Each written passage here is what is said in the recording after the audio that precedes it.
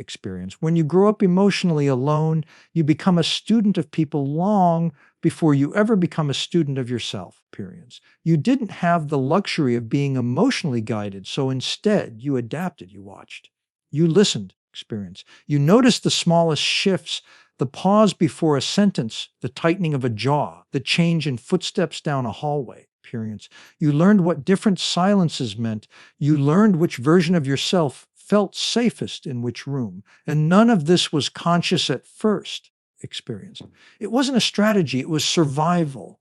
As a child, you didn't have someone consistently naming your feelings, helping you sort through them, experience, or sitting with you while you felt them. So instead of learning, what am I feeling right now?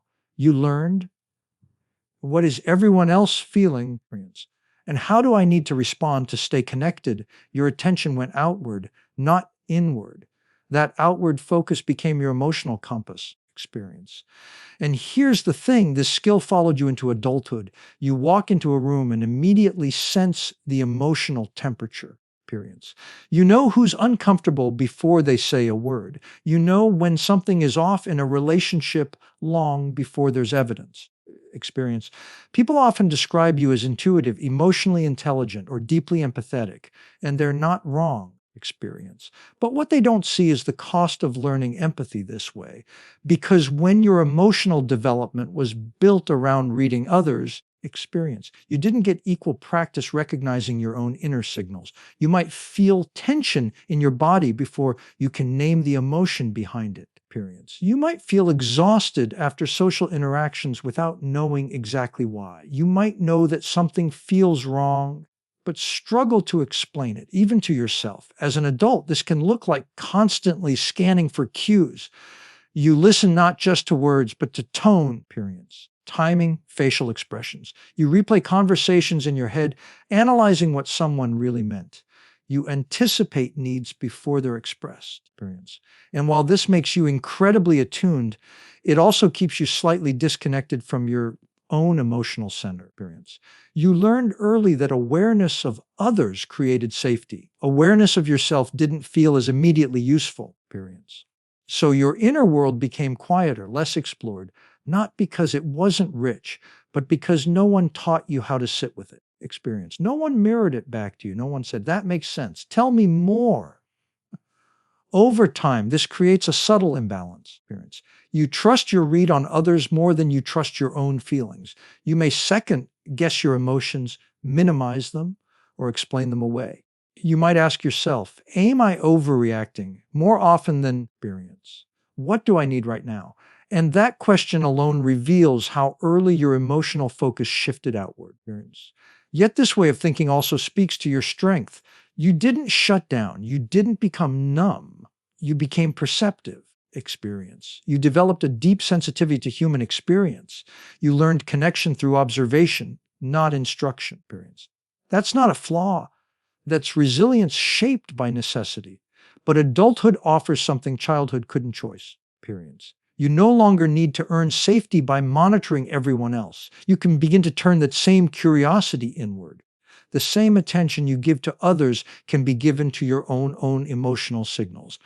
The same patience you offer others can be extended to yourself, experience. Healing doesn't mean losing your empathy. It means balancing it, experience. It means learning that your feelings don't need to be justified by someone else's reaction, experience. It means realizing that awareness of others doesn't have to come at the expense of awareness of yourself, experience. And the shift begins the moment you stop asking, what does everyone else need from me? And start asking, experience.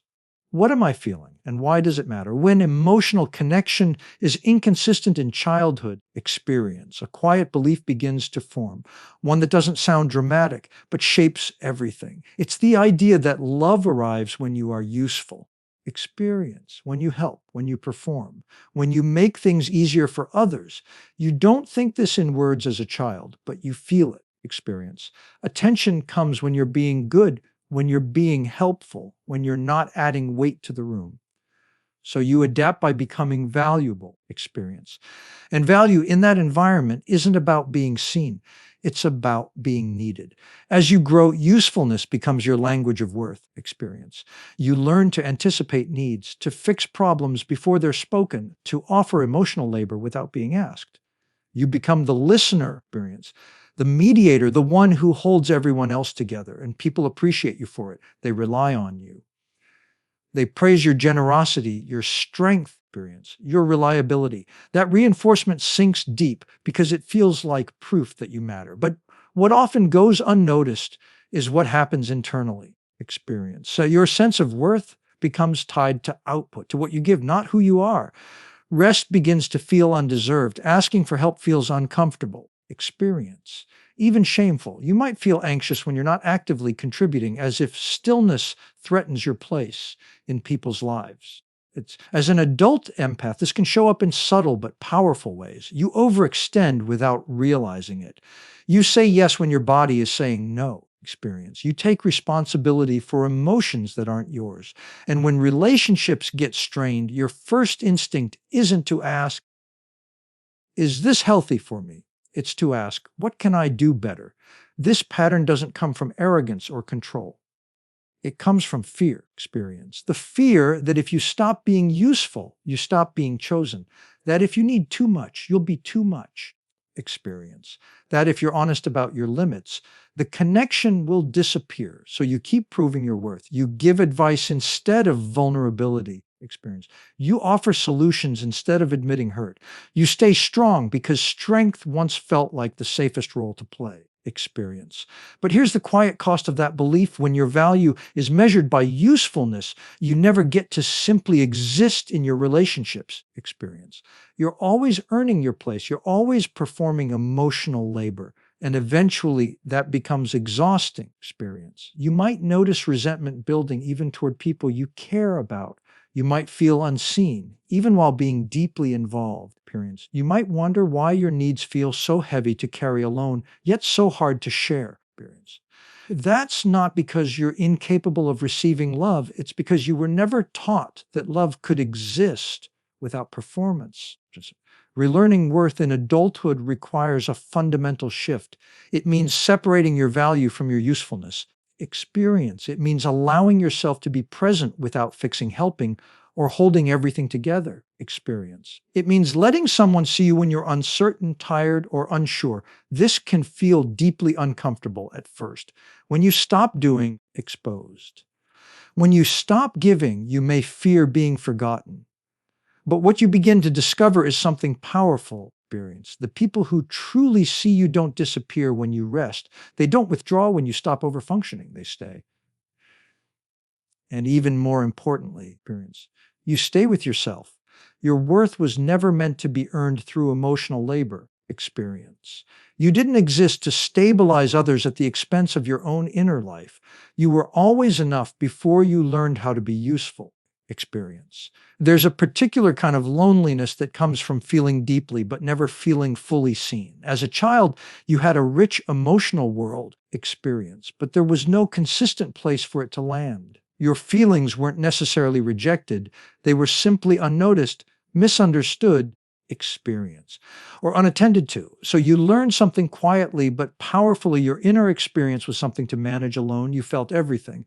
The joy experience, the hurt, the confusion, the longing. But you didn't learn how to express it in a way that felt safe or welcomed. Maybe when you tried experience, the moment passed too quickly. Maybe the response was dismissive, distracted, or solution focused instead of emotionally present. Over time, experience, you realized that opening up didn't lead to relief, it led disappointment. So you adapted by turning inward. Experience. That inward turn didn't make you less emotional, it made you more contained. As an adult, this shows up in a very specific way. You feel intensely experience, but you share selectively. You might be articulate, thoughtful, even expressive about ideas and insights experience, yet struggle when it comes to revealing emotional needs. You may find yourself saying, I'm fine, when you're anything but experience, not because you're being dishonest, but because translating feeling into language still feels risky. Experience. You learned early that your emotions were yours to carry, so you became skilled at carrying them. You can sit with discomfort longer than most people. experience. You can function through sadness, show up through exhaustion, and remain composed through pain. Others may admire your strength, experience, unaware that this strength was born from necessity, not choice. And while that resilience has helped you survive, it has also kept you unseen. Experience. Being unseen doesn't always mean being alone. You can be surrounded by people, deeply involved in relationships, and still feel emotionally invisible. Experience. Because what's missing isn't presence, it's attunement. Someone slowing down long enough to notice what's happening beneath the surface. Experience. Someone staying with your emotion instead of moving past it. So you do what you learn to do. You listen, you support, you empathize, experience. You become the safe space for others. And ironically, the more emotionally available you are to everyone else, experience, the harder it becomes to believe that same availability could exist for you. There's often a fear underneath this pattern. Experience. If I show the full depth of what I feel, it will overwhelm the connection. If I ask for too much, I'll lose what little emotional closeness I have. Experience. So you ration your truth. You edit yourself. You share the parts that feel manageable. But the cost of that self-editing is profound. Experience. When your deepest feelings don't have witnesses, they begin to feel heavier, lonelier. Experience. You might start to believe that no one could really understand you, even though you understand others so well. Experience.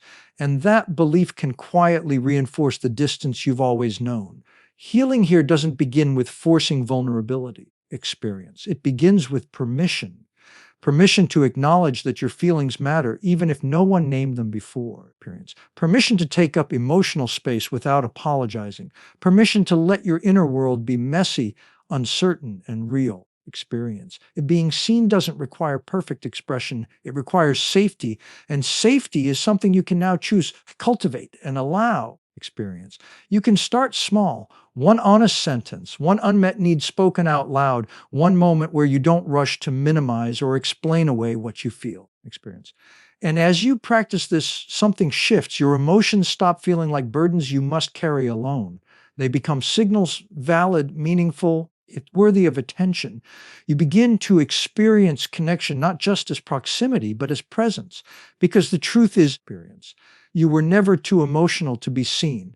Independence often becomes the quiet badge of honor for those who grew up emotionally alone. You learned early not to rely too heavily on anyone, not because you didn't want connection, but because connection felt uncertain. So you figured things out yourself. You regulated your own emotions. You solved your own problems. You became capable long before you were supposed to. Experience. From the outside, this looks like strength. And in many ways it is. You're resourceful, self-sufficient, adaptable. You don't panic easily. Experience. You can handle pressure. You can be the calm one when things fall apart. People trust you because you seem steady. Experience. They lean on you because you don't seem to need much in return. But underneath that independence lies something rarely acknowledged. Experience. A deep longing to be held emotionally without having to hold everything together. As a child, needing support often led to disappointment. Experience. So you learn not to need it, or at least not to show that you did. You became the one who coped quietly. Experience. You didn't ask for comfort because it wasn't reliably there. And over time, that self-reliance became part of your identity. As an adult empath, experience. This can feel like a contradiction you don't quite know how to resolve. You value closeness, yet feel uncomfortable depending on others. Experience. You crave deep connection, yet instinctively pull back when someone offers to help. When things get hard, your reflex is to retreat inward. Experience, not reach outward. You might tell yourself that you're just better on your own, that relying on yourself feels safer. And in some ways it does. Experience. There's control there, predictability, no risk of being let down. But safety without connection eventually becomes loneliness. Experience, even if it's well managed. So you build a life where you function well, but feel quietly tired. You handle responsibilities efficiently. You show up. Experience. Yet there's a part of you that wishes, sometimes without words, that someone would notice the weight you're carrying without you having to explain it. experience. This longing doesn't mean you're weak. It means you're human. The challenge for independent empaths is that vulnerability feels like regression. Experience. It can feel like undoing all the strength you worked so hard to build.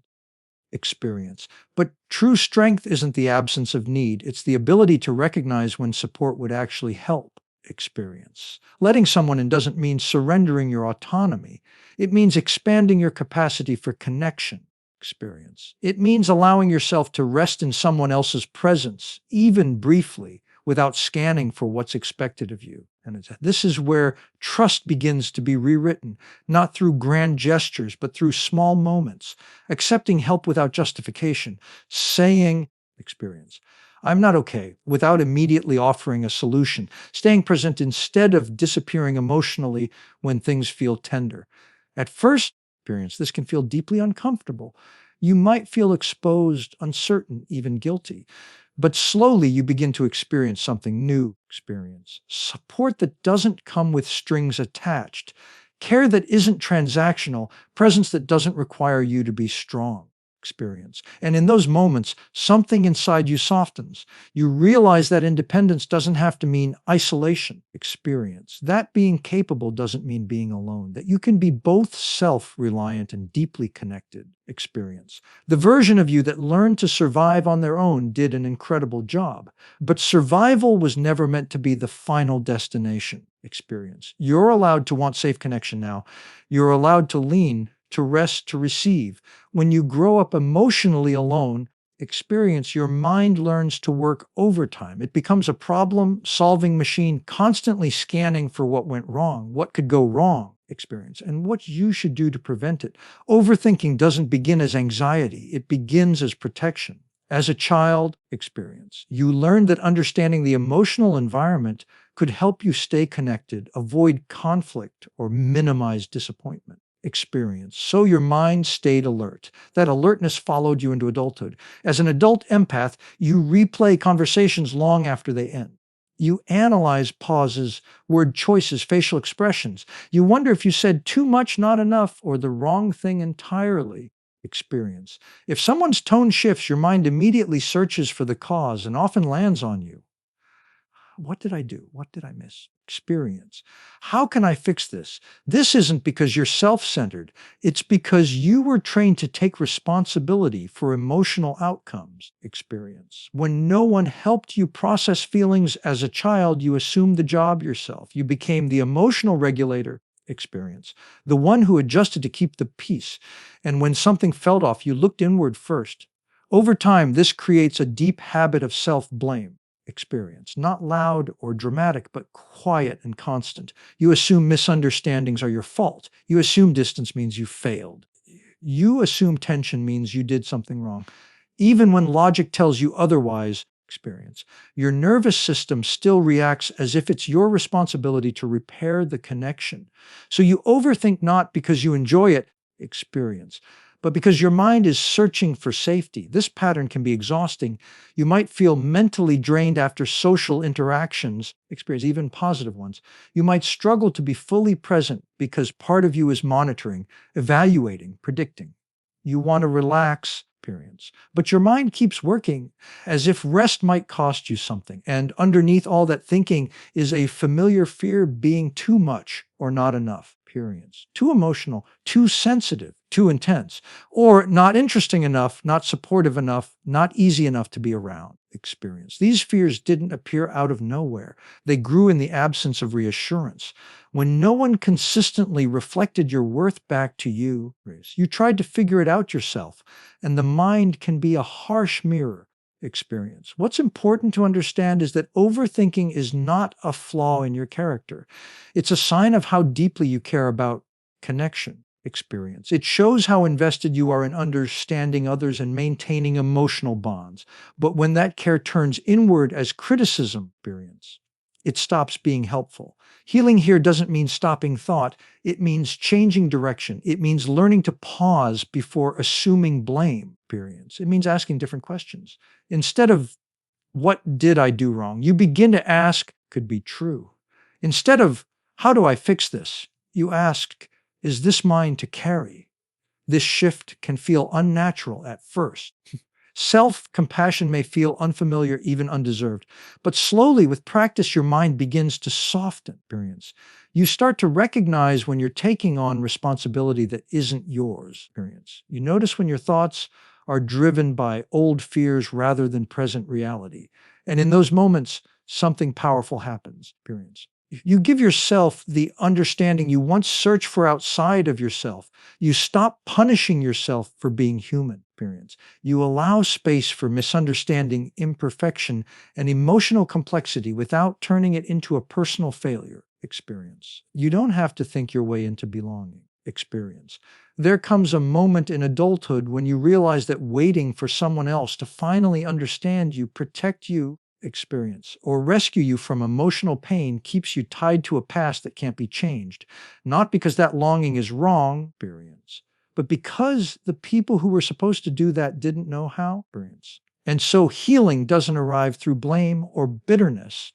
It arrives through a quiet decision to become the emotional presence you once needed. Experience. This is where everything begins to shift. Experience. Reparenting your emotional world doesn't mean rewriting your childhood or pretending it didn't affect you. It means acknowledging experience with honesty and compassion that certain needs went unmet and that those needs still matter. You stop minimizing your experience. You stop telling yourself it wasn't that bad. You begin to listen to the parts of you that learn to stay quiet, strong, or useful to survive. Empath, this process starts with something deceptively simple: validation.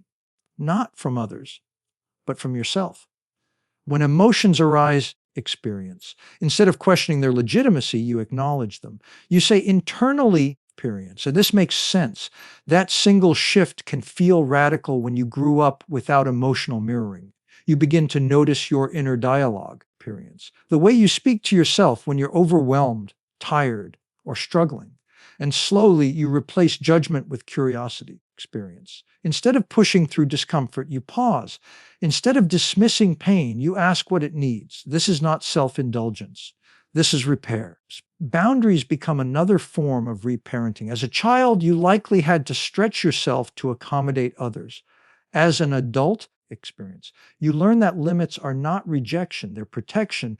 You begin to say no without over-explaining. Experience. You recognize when giving too much drains you. You learn that preserving your energy is not selfish, it's necessary. Experience. And with boundaries comes discernment. You stop offering deep emotional access to people who can't meet you there. You notice who listens, who stays, experience, who respects your vulnerability. You choose connection based on safety, not familiarity. Reparenting also means allowing yourself to receive experience. This can be one of the hardest parts. When someone offers support, you resist the urge to deflect. You practice staying present instead of immediately returning the favor. You allow care to land, even if it feels uncomfortable at first. Experience. Something remarkable happens when you do this consistently. Your nervous system begins to trust not everyone, but you. Experience. You become a reliable source of emotional safety for yourself. You learn that you don't have to abandon your needs to stay connected, experience. You don't have to disappear to be loved. This inner relationship becomes the foundation for all others. When you validate yourself, experience, you no longer seek constant reassurance. When you protect your emotional space, you stop overextending. When you trust your feelings, experience, you stop doubting your worth. Healing doesn't erase empathy, it grounds it. It allows you to care without losing yourself, experience, to connect without overfunctioning, to be present without performing. And the most powerful part of this process is that it's ongoing, experience. You don't arrive at some finished version of yourself. You keep choosing, moment by moment, experience. To respond to your inner world with the care you once needed from outside, you become both the listener and the voice, the comfort and the courage, experience, the safety and the strength.